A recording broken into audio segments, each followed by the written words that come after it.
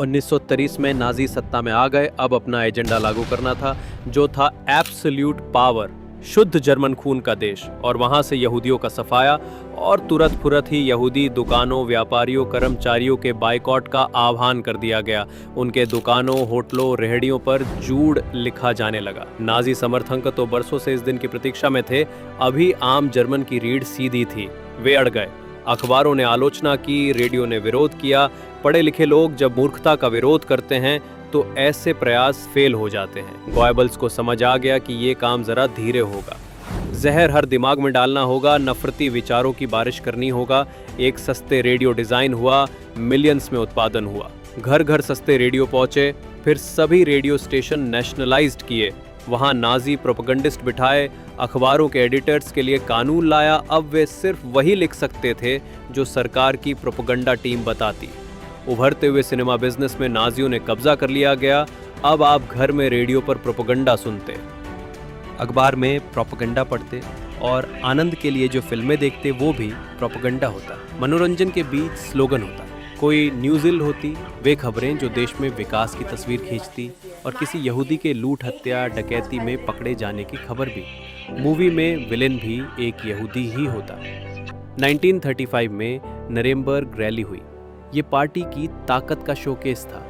Führer के अलावे इस रैली में यादगार भाषण गोइबल्स का था।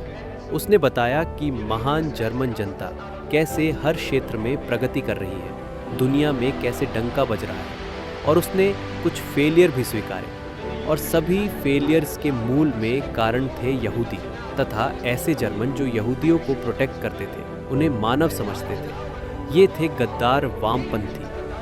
इस भाषण को जो सपोर्ट मिला, साफ था कि एजेंडा बढ़ाने का वक्त आ गया है। कानून बने, इन्हें नरेमबर्ग लॉ कहा गया। इसमें ज्यूस को बिजनेस करने, नौकरी करने, वोट सहित सभी नागरिक अधिकार छीन लिए गए। जहां कहीं भी विरोध हुआ, लोगों को बंदी बना लिया गया।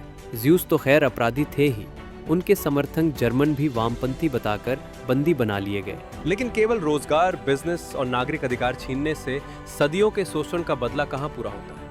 इससे आगे भी बढ़ना था, तो 1938 में इसका मौका मिला। एक जर्मन डिप्लोमेट कहीं राजनी का शिकार होकर घायल हो गया। एक यहूदी शक के आधार पर पकड़ा गया। देश भर में इस घटना का खूब प्रचार हुआ। हर दिन उसकी हालत अखबारों में बताई जाती। डिप्लोमेट कुछ दिन बाद मर गया। देश के चांसलर को बड़ा दुख हुआ। उन्होंने गुस्से में कहा, हटा लो पुलिस, और जो होता है इन लोगों को झेलने दो।